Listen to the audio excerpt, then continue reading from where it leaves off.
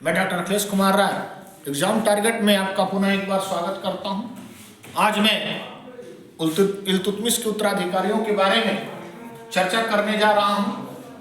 1236 में इल्तुतमिश की मृत्यु होने के बाद रुकनुद्दीन फिरोज शाह को सुल्तान बनाया गया। चूंकि इल्तुतमिश अपनी पुत्री रजिया को अपना उत्तराधिकारी नियुक्त किया था, रुकनुद्दीन फिरोज शाह 1236 में, उसके बाद रजिया के बाद बहराम शाह के बाद अलाउद्दीन मासूद शाह, फिर नासिरुद्दीन महमूद शासक बना और अंत में बलबन शासक बना। इसमें रुकनुद्दीन फिरोज शाह 1236 में सुल्तान बना।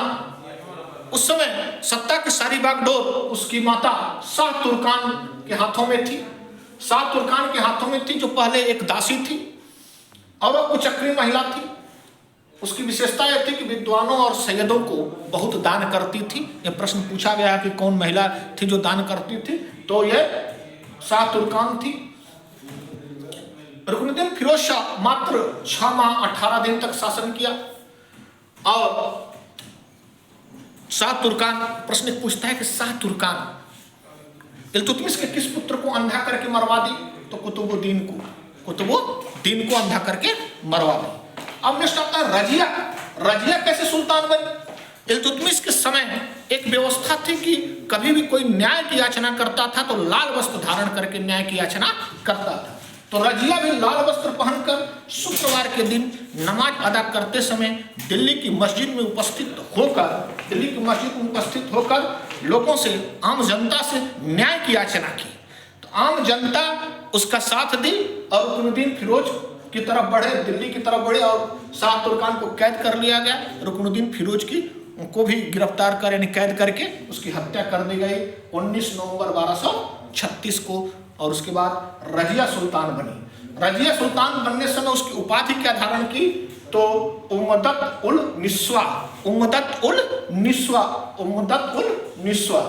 उसके बाद आता है कि शाह तुर्कान उसके पुत्र की हत्या की थी, इसलिए उसका सरदारों ने विरोध किया था, इसीलिए उसका पतन हुआ, रुकनुद्दीन का पतन हुआ।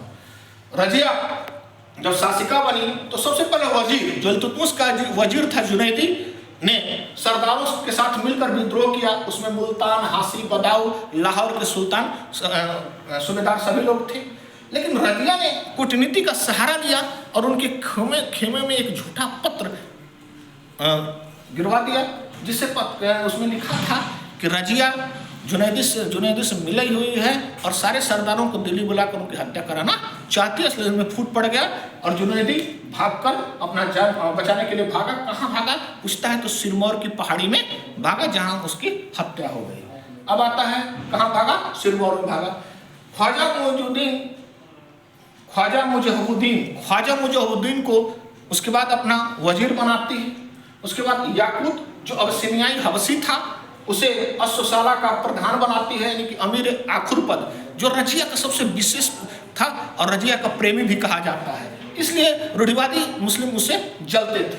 उसके बाद कबीर खां को लाहौर का सूबेदार बनाया। कबीर खां को कहाँ का सूबेदार बनाया, लाहौर का। अगला प्रश्न, दुनिया कहाँ का सूबेदार था, भटिंडा का सूबेदार था। एतगीन को कौन सा पद रजिया ने दिया, तो अमीर हाजी पद दिया।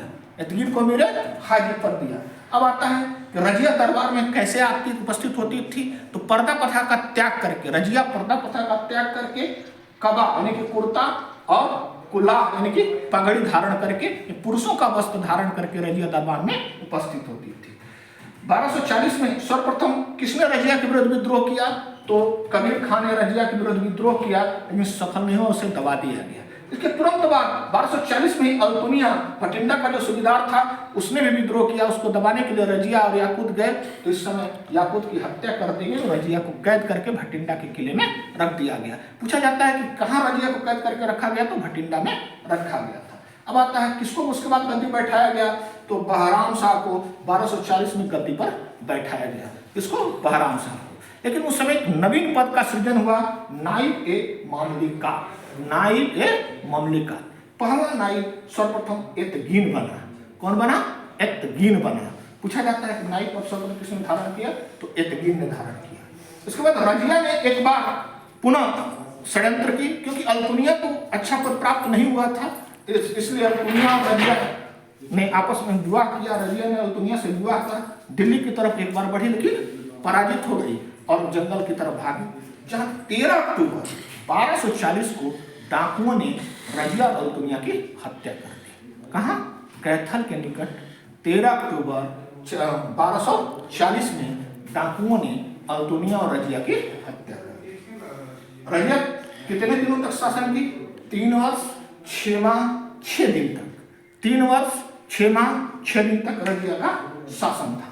अब आता है कि रजिया को मिस्र उत्तराधिकारियों में प्रथम अंतिम योग्य सुल्तान किसने माना? रजिया को मिस्र उत्तराधिकारी में प्रथम अंतिम योग्य सुल्तान किसने माना? तो डॉक्टर श्रीवास्तव ने माना है। फिर रजिया स्त्री नहीं होती तो भारत के महान मुस्लिम शासकों में गिनी जाती, किसने कहा? एल्फिंस्टन ने कहा। इस तरह ये जो प्रश्न थे रजिया पर, जैसे कुछ महत्वपूर्ण है। जैसे पहला विद्रोह किसके नेतृत्व में हुआ? जुनैदी के नेतृत्व में हुआ। जुनैदी की मृत्यु कैसे हुई? तो सिरमौर की पहाड़ियों में उसकी मृत्यु हो गई। फिर पूछा जाता है कि शासक बनने के बाद किसने विद्रोह सर्वप्रथम किया? तो कबीर खां। कहाँ का सूबेदार था? लाहौर का। तब उसके बाद तुरंत विद्रोह किसने किया? तो भटिंडा के सूबेदार अल्तुनिया ने किया और इन लोगों का नेतृत्व एतगिन कर रहा था। ठीक है। याकूत कौन था? अब सिनियाई था याकूत, हफ्सी था, जो क्या पद, किस पद पर था? असोसाला का प्रधान था। मेरे आखुर था जो रजिया के सबसे निकट था और रूढ़िवादी इसे रजिया का प्रेमी कहा करते थे। ठीक है। यही सब प्रश्न है जो रजिया के बारे में। इसे बार बार देखिए, लाइक कीजिए, सब्सक्राइब कीजिए, आगे पढ़ाइए, शेयर कीजिए।